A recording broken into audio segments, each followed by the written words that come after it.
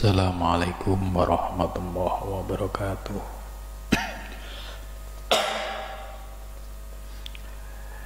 Ila hadratin Nabil Mustafa Rasulillah sallallahu alaihi wasallam wa ila ikhwanihi minal anbiya wal mursalin wal awliya wasyuhada wasyolihin wal malaikatil muqarrabin, khususan musannif handal kitab Syekh Imam Al-Ghazali, wa khususan masihi wa khususan asatidhi wa khususan Laumul Fatihah. A'udzu billahi minasyaitonir rajim. Bismillahirrahmanirrahim. Alhamdulillahi rabbil alamin arrahmanir rahim maliki yaumiddin. Iyyaka na'budu wa iyyaka nasta'in ihdinas siratal mustaqim siratal ladzina an'amta 'alaihim ghairil maghdubi 'alaihim waladdallin. Bismillahirrahmanirrahim. Alhamdulillahilladzi allamani bi ulumil ulama'ir rasihin wa ja'alani minal muwahhidin wal muhaqqiqin wa razaqani min ahli syuhudi wal musyahadah wassalatu wassalamu ala sayyidil wujud wal arwah sayyidina Muhammad sallallahu alaihi wasallam alladzi jaa bisyari'ah wa tariqah wal haqiqah wal ma'rifah wa ala alihi wa sahbihi ajmain, amma ba'du.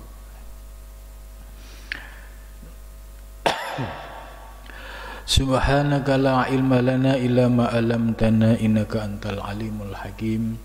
La haula wa la quwwata illa billahil aliyyil azim. Rabbi shrah li sadri wa yassir li amri wa hlul 'uqdatam min lisani yafqahu qawli, amin ya rabbal alamin. Malam ini kita akan melanjutkan pengajian kitab Bidayatul Hidayah dan Ihya Ulumuddin, keduanya karya Imam Al-Ghazali. Mudah-mudahan dengan mengkaji dua kitab ini kita dapat memperoleh dasar dalam memahami ajaran tasawuf, terutama bagi para pemula. Pada minggu yang lalu kita sudah membahas pada hadis Nabi, ya, terkait dengan Dajjal. Ya, sebelumnya Imam Ghazali menjelaskan tentang ada tiga bagian orang yang mempelajari ilmu. Ada yang niatnya itu semata-mata untuk mencari dunia, ada juga yang muncul dalam lintasannya. Kemudian yang ketiga ini yang memang menjadikan ilmunya itu untuk meraih kesuksesan dunia. Jadi ada tiga macam. Yang pertama niatnya lillahi ta'ala, yang kedua niatnya masih tersembunyi untuk dunia tapi ada kemungkinan suatu saat tobat, itu insya Allah akan selamat. Dan yang ketiga adalah orang yang memang orientasi niatnya mencari ilmu itu untuk urusan dunia. Nah, yang ketiga ini kita diingatkan oleh hadis Nabi bahwa ini jangan sampai terjadi, karena orang yang sengaja mencari ilmu kemudian tujuannya untuk meraih duniawi itu akan menyesal di akhirat kelak. Nah, dari penjelasan tiga tadi ditutup dengan hadis Nabi yang berkaitan dengan Dajjal. Qala fihim Rasulullah, ya, qala bersabda fihim, ya, pada sahabat. Fihim itu ya komunitas. Rasulullah, siapa Rasulullah sallallahu alaihi wasallam? Ana min ghairi dajjal akhwafu alaikum minad dajjal. Jadi sebenarnya ini ana akhwafu alaikum min ghairi dajjal minad dajjal, ya.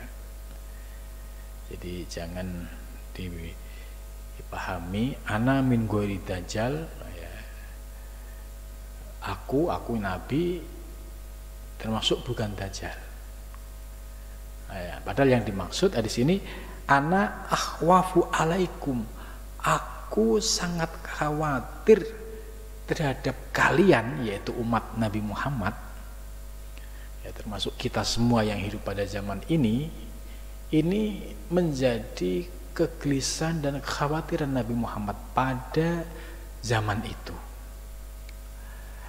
Ya, oleh hadis Nabi, yaitu min ghairi dajjal minad dajjal, dia bukan dajjal tapi perilakunya seperti dajjal, gitu. Ini yang menjadi kesedihan Nabi dan kekhawatiran Nabi, bahwa nanti akan muncul yang menjadi kekhawatiran Nabi, yaitu dia bukan dajjal tapi perilakunya menyerupai dajjal. Terus faqila wa ma huwa ya Rasulullah, sahabat bertanya, wa ma huwa, dan siapa dia min ghairi dajjal? Siapa dia yang dimaksud dengan dia bukan dajjal tapi berperilaku dajjal? Faqala, menjawab siapa Rasulullah sallallahu alaihi wasallam, ulama usu'i, yaitu ulama yang buruk. Ya, buruk di sini maksudnya mulai dari niat saat mencari ilmu itu niatnya sudah salah. Niat mencari ilmu sudah aghradu dunia, tujuan duniawi, pengen jadi ini, pengen jadi ini. Maka kalau di pesantren itu, ya, kalau mondokin anak harus niatnya dilurusin. Supaya apa? Supaya nanti tidak termasuk apa yang menjadi kekhawatiran hadis Nabi tadi. Jadi mondok niatnya semata-mata yaitu untuk mencari ridho Allah, menghilangkan kebodohan. Dari niat yang salah ini akan membentuk karakter pribadi ulama. Kalau dia jadi ustadz, ya ustadz yang su. Kalau jadi ulama juga ulama yang su. Jadi semua ini ada sebab akibat.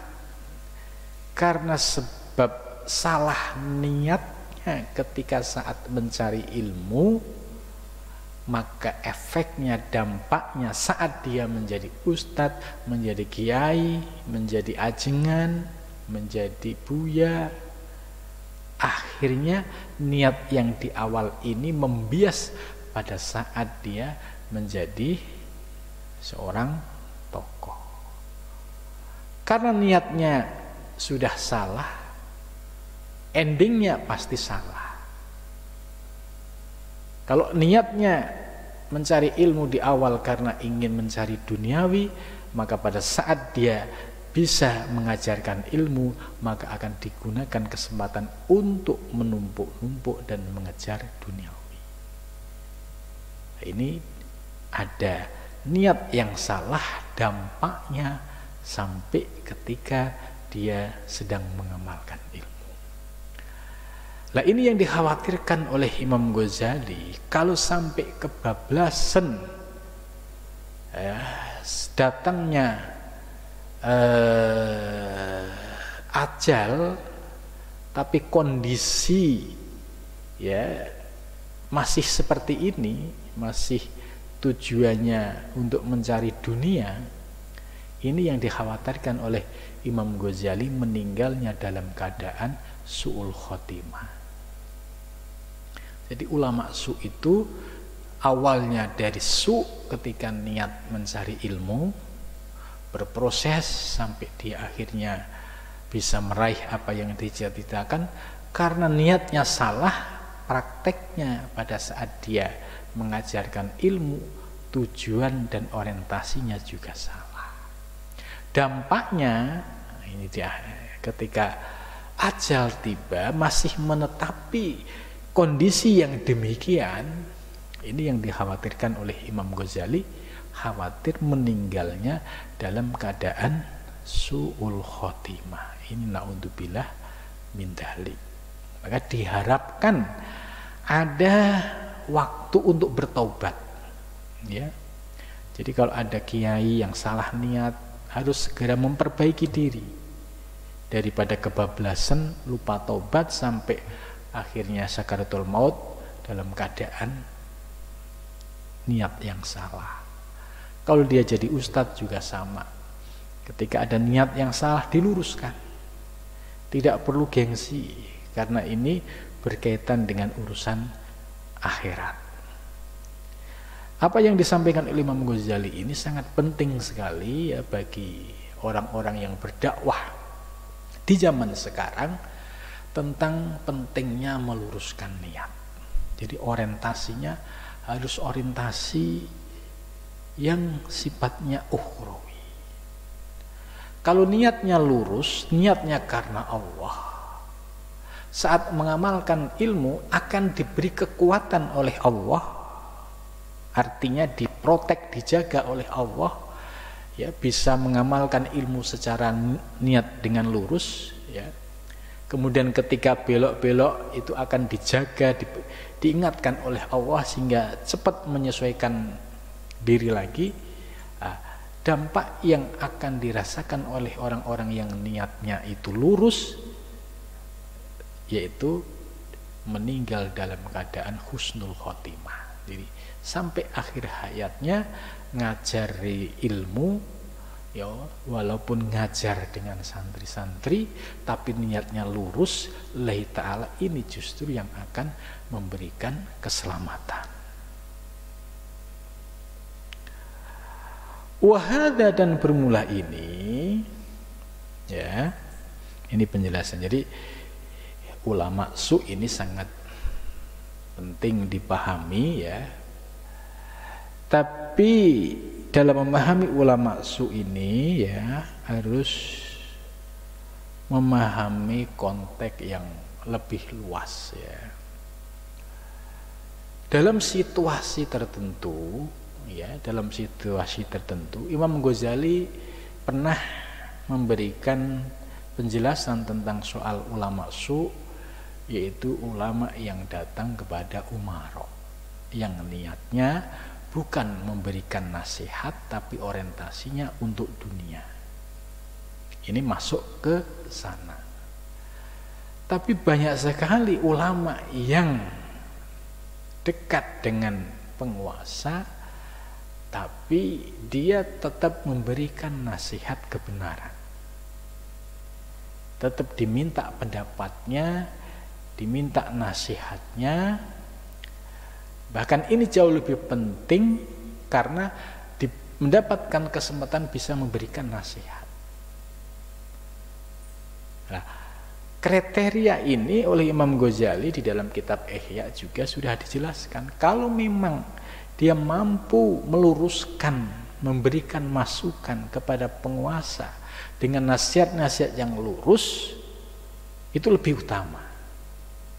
Soal dia mau menjalin atau tidak, itu urusan lain. Tapi tugas seorang ulama, ya, dia memiliki hubungan kedekatan dengan penguasa tapi dimanfaatkan untuk memberikan nasihat yang hak, ini lebih utama dibandingkan ulama yang posisinya kholwat atau di sebuah gua, ya, ketika ingin memberikan nasihat melalui mana tidak ngerti. Maka oleh Imam Ghazali dalam Ihya juz 2 di awal juga ada penjelasan seperti ini. Maka Imam Ghazali lebih fleksibel. Tapi banyak yang tidak paham, ya, akhirnya makalah yang konteksnya itu beda, itu kemudian untuk menilai secara rata para ulama. Dan ini menurut saya tidak benar, ya. Karena faktanya ya banyak ulama yang mungkin kalau posisinya itu berada di ring kekuasaan, tapi sifat zuhud dan waroknya itu masih dipraktikkan juga ada. Ya, maka kalau ada tuduhan penilaian, pokoknya siapapun yang dekat dengan penguasa termasuk ulama masuk lah, ini harus membaca Ihya lebih komplit. Karena penjelasan yang lebih komplit di juz 2 ini, Imam Ghazali memberikan ya apresiasi terhadap ulama yang mampu memberikan nasihat itu. Ya, apalagi posisinya seperti itu, tetap bersikap secara zuhud dan warok, ini lebih istimewa. Kalau warok dan zuhud dilakukan di pegunungan, itu ya hal yang biasa, nggak ada tantangan. Tapi bersikap warok dan zuhud di lingkaran kekuasaan, ini istimewa. Karena di situ ada tarikan hawa nafsu, ada tarikan syahwat, ada tarikan-tarikan segala macam. Namun demikian, jika orang yang sudah memiliki protek secara rohani, insya Allah akan diberi kekuatan, bisa bersikap secara warok dan zuhud, dan tetap jernih, bersih ketika memberikan masukan kepada penguasa. Nah, ini Imam Ghazali sudah memberikan penjelasan seperti ini.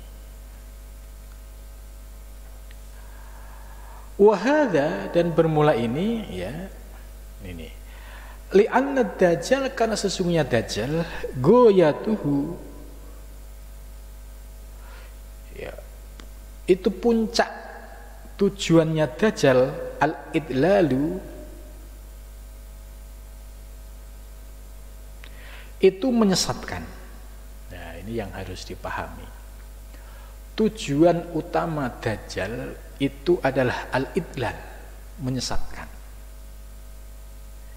Maka siapapun orangnya, kalau ada tujuan idlal, menyesatkan umat, nah, ini pertanda dia masuk bagian ini.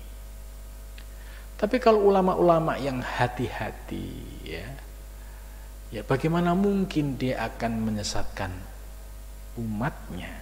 Wong dia ini sedang berjuang untuk kemaslahatan umat dan agama dan bangsa. Jadi bukan sebatas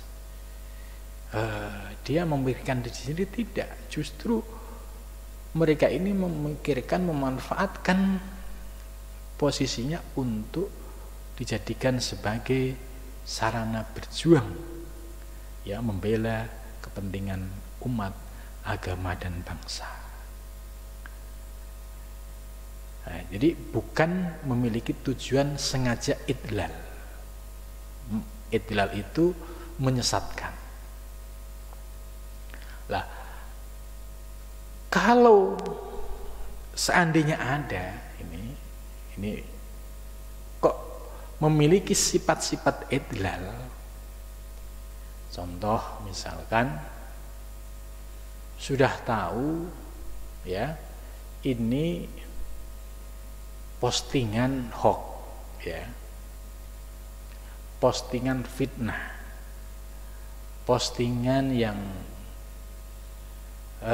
tidak memiliki argumentasi dan dasar yang kuat, terus di-share, yang nge-share seorang ulama misalkan, kemudian dia diikuti oleh pengikutnya. Lah, ini ada motif idlal. Nah, ini yang harus diwaspadai. Tantangan di zaman sekarang, ya, terutama para pendakwah, para ustadz, para kiai, ya, ini memang harus punya sumber informasi yang lebih komplit terkait dengan kehidupan dunia modern, terutama dunia medsos. Harus punya orang yang bisa memberikan masukan secara positif, bisa memilah mana hoax, mana tidak, mana fitnah, mana tidak. Khawatirnya ya banyak sekali orang-orang yang memiliki gelar profesor, ya, terus ditambah gelar ustadz, tapi suka memposting, mengeser berita informasi yang di dalamnya ada hoax, ada fitnah dan menyesatkan. Nah, jika ada ulama atau siapapun yang melakukan hal ini berarti jelas ada unsur idlal, yaitu menyesatkan. Karena itu ya bagi ulama ya di zaman sekarang ini harus hati-hati. Jangan mudah berkomentar sesuatu yang tidak dipahami. Jangan mudah berkomentar hanya mendapatkan masukan dari orang-orang, 1-2 orang. Kemudian komentar secara bebas tanpa didasari dengan fakta. Maka kalau ada ulama-ulama ya seperti ini, kemudian berita hoax dijadikan dasar untuk membuat pendapat, ya padahal itu hoax istilahnya pasaran lah, gitu. Kok dijadikan sebagai dasar oleh seorang ulama, padahal dia punya pengikut banyak. Dan hoax itu ya pasti tidak sesuai dengan fakta. Maka ketika terjadi hoax ini menyebar secara luas, fitnah secara luas, maka kiai atau ustadz tersebut yang paling berdosa, ya, karena dia termasuk al-idlal, yaitu menyesatkan para pengikutnya dengan berpendapat sesuatu yang tidak diketahui berdasarkan hoax dan masukan orang-orang yang tidak bisa dipercaya. Ya, ini oleh Rasulullah SAW sudah diingatkan bagi para ulama harus hati-hati, jangan mudah terprovokasi hanya melihat berita di video yang itu dari sumbernya dari mana nggak jelas, atau provokasi kiri kanan yang juga nggak jelas sumbernya, kemudian dijadikan sebagai dasar argumentasi yang disampaikan kepada umat publik. Nah, ini khawatirnya unsur idlal, penyesatan ini terjadi. Nah, Rasulullah mengingatkan ulama yang seperti ini loh yang perlu kalian waspadai. Sebab ya jelas jawaban Rasul, siapa ulama yang dia bukan dajjal tapi dajjal? Rasulullah menjawab ulama su, yaitu ulama yang buruk. Terus ulama buruk yang seperti apa? Yaitu ulama yang mengikuti sikap dan perilaku dajjal, di mana li'anna dajjal, sesungguhnya dajjal goyatuhu, yaitu tujuannya, tujuan puncaknya al-idlal, yaitu menyesatkan.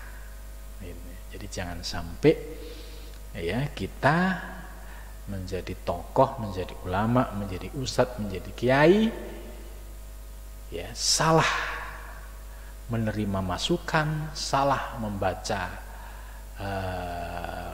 share-sharean atau video dan lain sebagainya, kemudian tidak dijadikan sebagai dasar untuk berfatwa, padahal di dalamnya ada unsur idlal, yaitu penyesatan. Nah, ini oleh Imam Ghazali diingatkan jangan sampai seperti itu. Wa mislu hadzal alim, dan perumpamaan orang alim ini, wa in sarafan nasu 'ala dunya bilisanihi,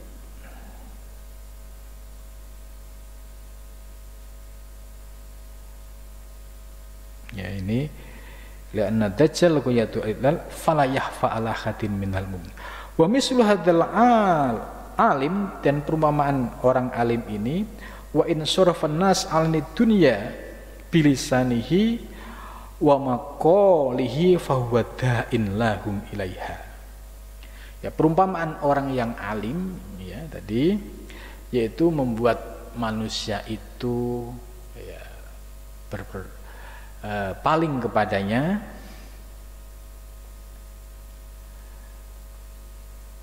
bilisanihi dengan lesannya, wa maqalihi dan ucapannya, wa fahuwa da'in, bahwa bermula dia, da'in itu orang yang ngajak, lahum kepada mereka, ilaiha kepada hubbid dunia.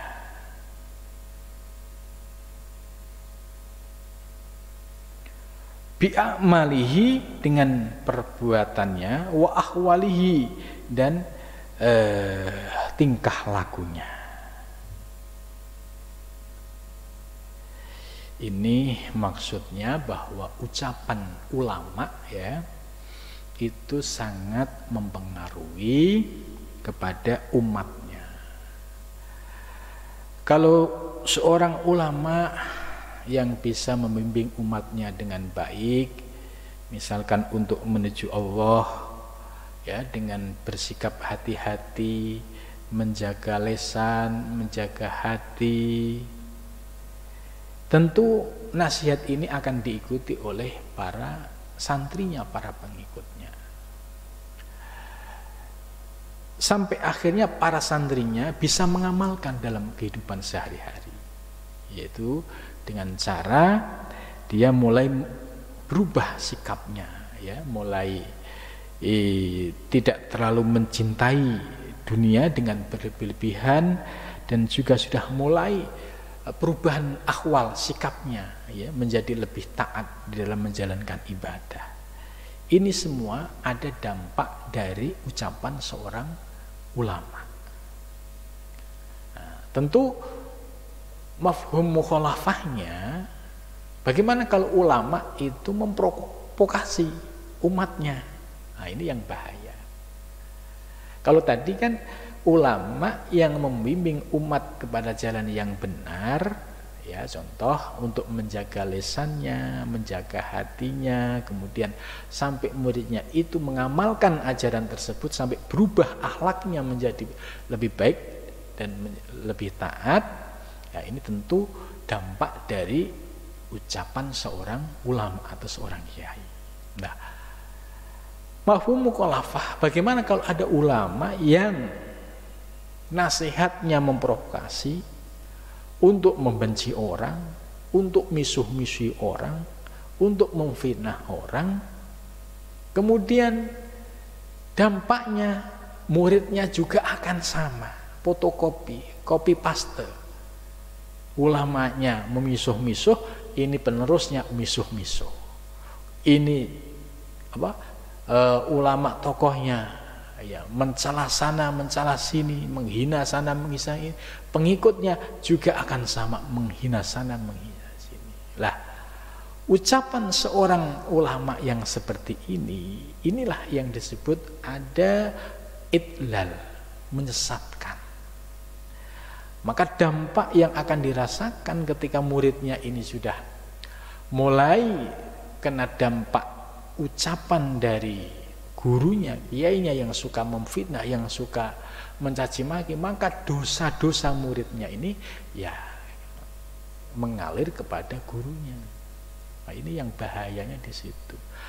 Tapi sebaliknya, kalau seorang guru yang ucapannya itu bisa diikutin oleh muridnya sampai diamalkan, maka pahala dari amal yang dilakukan oleh para murid ini juga akan mengalir kepada gurunya. Jadi ada dua kondisi ya yang sama-sama memiliki efek positif dan negatif. Yang pertama tadi ada unsur idlal. Maka ya, kalau ulama, kalau namanya sudah ulama ya mbok ya ngaji bidayatul hidayah supaya ada remnya itu supaya bisa ada kontrol ya, supaya tidak sembarangan ya, supaya tidak mudah mencaci maki orang, supaya tidak mudah memfitnah orang tanpa data dan bukti yang jelas. Toh seandainya benar, itu pun kita diajarkan supaya bisa menyembunyikan. Ada cara lain untuk memberikan nasihat yang lebih elegan. Nah, ini cara-cara ulama yang benar. Mereka berhati-hati. Jangan sampai mereka mengeluarkan satu kalimat yang isinya fitnah, yang isinya cacian, kemudian berdampak diikuti oleh murid-muridnya. Maka dosa-dosa muridnya ini juga akan mengalir kepada gurunya.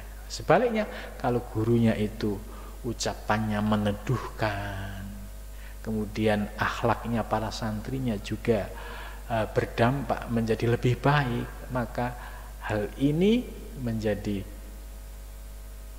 pintu amal jariah ya, yang pahalanya mengalir kepada seorang guru yang telah mengajarkan sebuah kebaikan. Nah, selanjutnya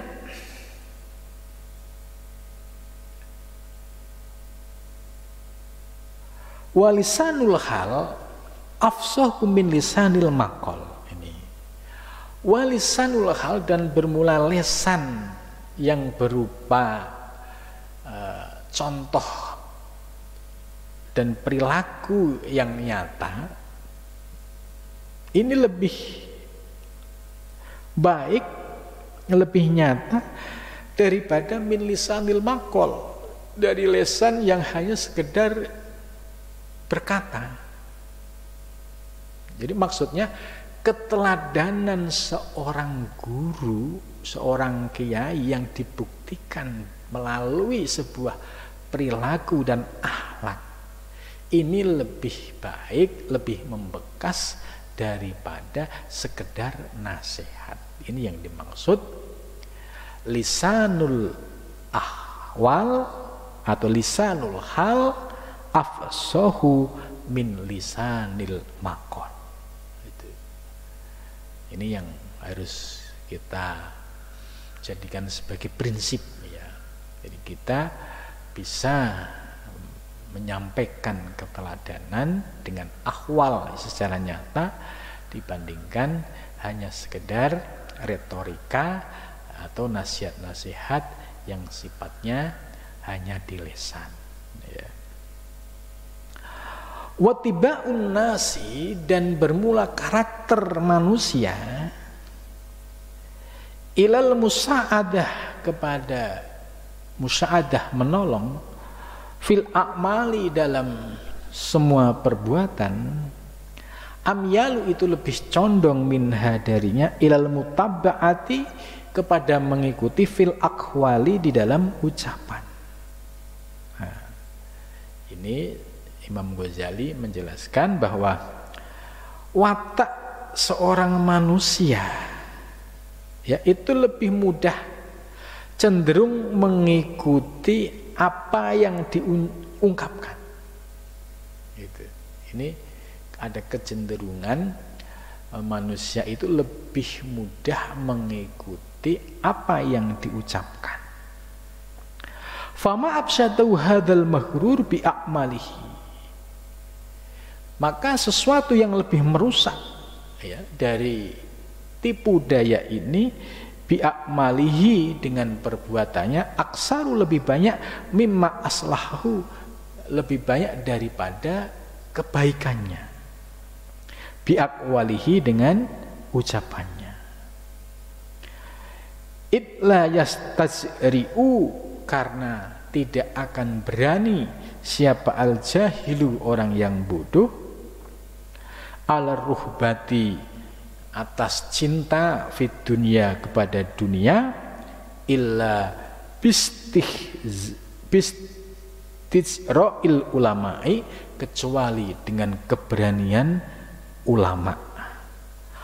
Faqad soro ilmuhu, maka telah menjadi ilmunya, sababan itu menjadi sebab li jiro'ati ibadillah, yaitu keberanian hamba-hamba Allah ala ma'asyihi, atas maksiat-maksiatnya, ala ma'asyihi, atas maksiatnya.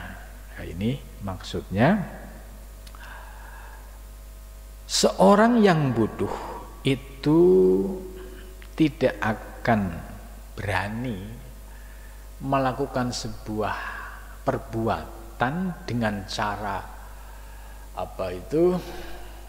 berani itu, kalau tidak mendapatkan nasihat atau makalah yang disampaikan oleh seorang guru. Jadi maksudnya begini, seorang murid ya yang memiliki kecintaan terhadap dunia yang berlebihan, ini karena melihat dari sosok gurunya yang tidak memperlihatkan ya sikap kesederhanaan, maka akhirnya murid bisa lebih lebih berani lagi, sebab ada pemicunya, yaitu ahwal atau perilaku gurunya. Nah, ini yang perlu menjadi sikap kita untuk berhati-hati. Maka jangan salah kalau seandainya ya istilahnya, kalau dalam bahasa Jawa itu ya ada ucapan murid yang suka kencing berdiri gitu. Nah, ini kan sebuah perumpamaan yang tidak etis sebenarnya, karena melihat sebuah tingkah laku yang tidak pas. Jadi makalah penjelasan Imam Ghazali ini cukup bagus sekali sebagai prinsip kita, bahwa bagi seorang ulama itu harus bisa menunjukkan sikap yang sangat hati-hati. Sebab kalau seorang ulama itu nampak misalkan hubud dunianya, seorang ulama, seorang guru menampilkan dengan penampilan hubud dunia yang berlebihan, ini pasti akan berdampak kepada perilaku murid-muridnya, karena seorang murid akan mengikuti gaya gurunya. Ini oleh Imam Ghazali sudah diingatkan. Jadi kalimat ini cukup menarik sekali ini.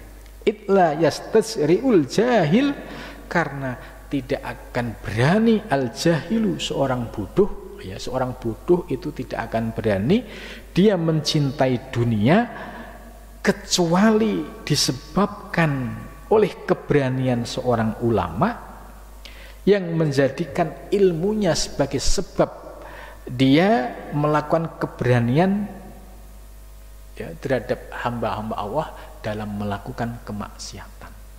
Nah, ini ya kalimat yang perlu menjadi perhatian para ulama atau para kiai.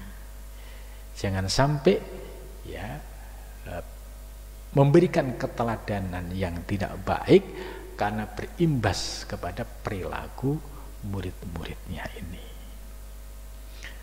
Maka kalau kita melihat ya, belajar dengan para ulama-ulama terdahulu ya, mereka sangat menunjukkan sikap kesederhanaan, sifat waro, sifat zuhud, ini supaya bisa berimpact kepada para muridnya.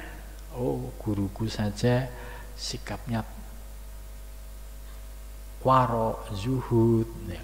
Tentu malu kalau kita sikapnya tidak sesuai dengan guru. Ini salah satu dampak yang dirasakan oleh seorang murid dari melihat perilaku seorang guru. Wa nafsuhu al-jahilah, wa nafsuhu dan nafsunya al-jahilatu yang bodoh.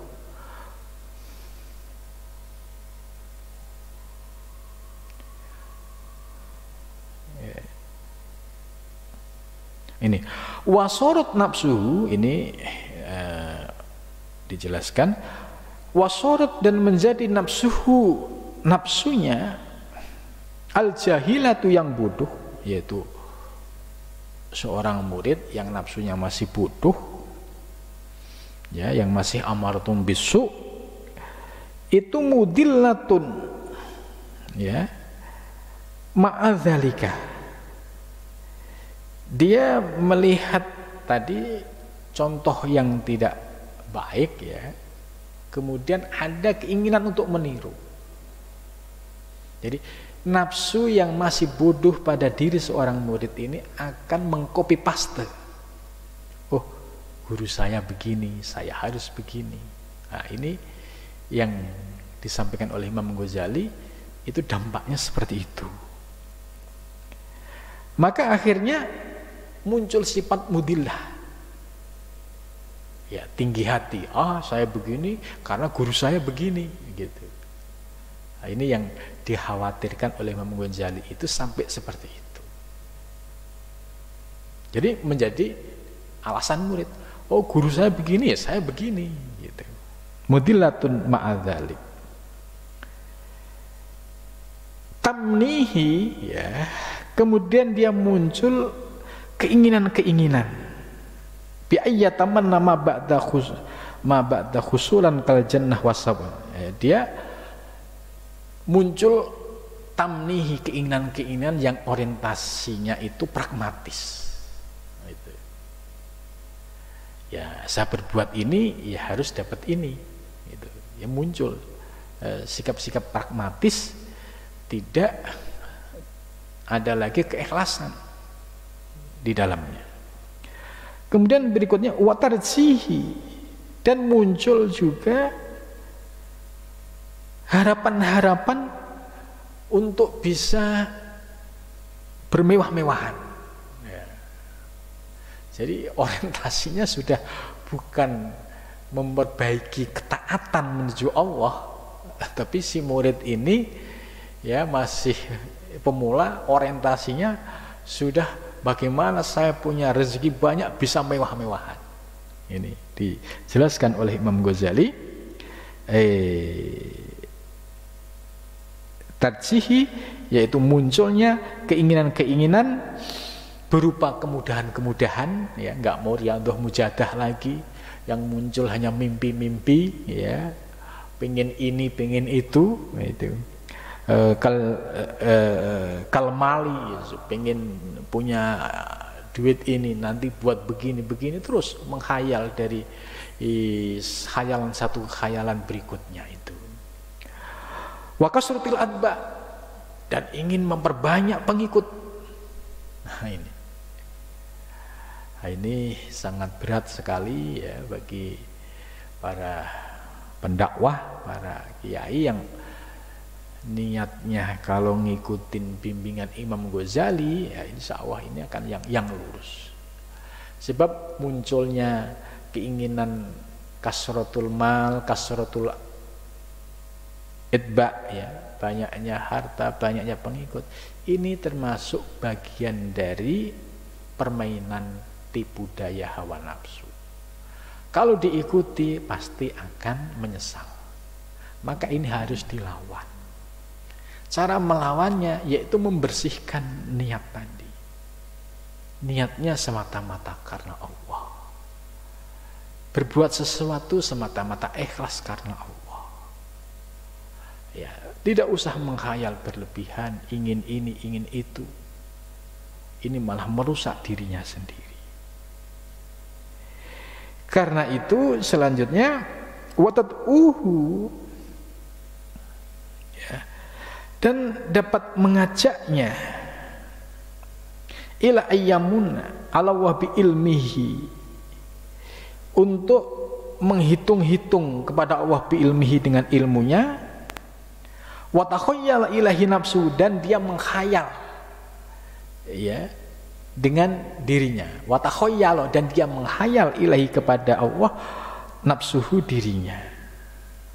Contoh misalkan, ya Allah, saya kan ilmunya kan ilmu istimewa ini gitu. Ya, mestinya ya saya harus begini dong gitu. Ini muncul keinginan-keinginan yang seperti itu, kemudian daya khayal semakin meningkat, ya, mengkhayal setinggi-tingginya, wa taqayyal nafsuhu. Kemudian innahu khairun min kasirin min ibadillah, yang ini yang paling bahaya. Setelah itu semua kemudian muncul, ya, dalam dirinya merasa khairun min kasirin, dia lebih baik dari kebanyakan hamba-hamba Allah. Sebab apa? Ilmu saya ilmu tinggi, gitu kan, pengikut saya ribuan misalkan. Nah, ini pengakuan innahu khairun min kasirin min ibadillah, ini salah satu pengakuan yang muncul yang disebabkan tidak jelinya seorang syekh, seorang kiai, masuknya iblis ke dalam dirinya, sehingga muncul saya ulama yang paling baik, mereka ulama syariat, saya ulama di atas itu. Nah, ini yang oleh Imam Ghazali diingatkan, innahu khairun min, ini akan muncul pengakuan saya ulama yang paling hebat, saya ulama yang paling segala-galanya gitu. Kemudian diingatkan oleh Imam Ghazali, fakun minal farik al awal an naji, hei para santri, ayuhat tolib lil ilmihi, para santri yang mencari ilmu, ya, wahdar, hati-hatilah, takutlah, ya, dari tipuan semacam ini, ya, antakuna minal farik asani, ya, wa huwa al musyrif al halak, fakam min musawwifin, banyak sekali orang-orang yang menunda-nunda, tola li taubat ajiluhu ay asro'a ilahi, ya, untuk cepat-cepat kembali kepada Allah, al ajal qabla taubat, sebelum taubat, fa khosaro, maka dia akan menjadi orang yang menyesal.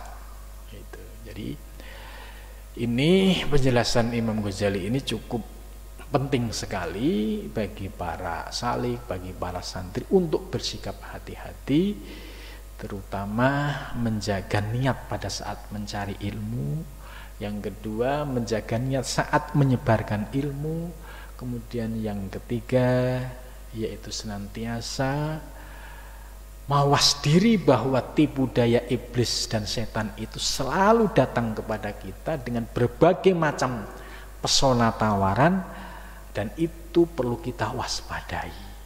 Kalau kita terperangkap dengan tipu daya mereka yang tadi sudah dijelaskan, yang orientasinya duniawi, orientasinya mewah-mewahan, kok diikuti, kita akan terjebak di situ dan kita akan menjadi orang yang menyesal. Terlebih jika sampai akhir hayatnya belum bertaubat, dikhawatirkan fakhosaro, maka dia menjadi orang-orang yang menyesal. Nah, mudah-mudahan dengan pengajian kitab Bidayah ini kita bisa semakin berhati-hati dan mudah-mudahan senantiasa mendapatkan bimbingan dari Allah Subhanahu wa taala. Mudah-mudahan manfaat.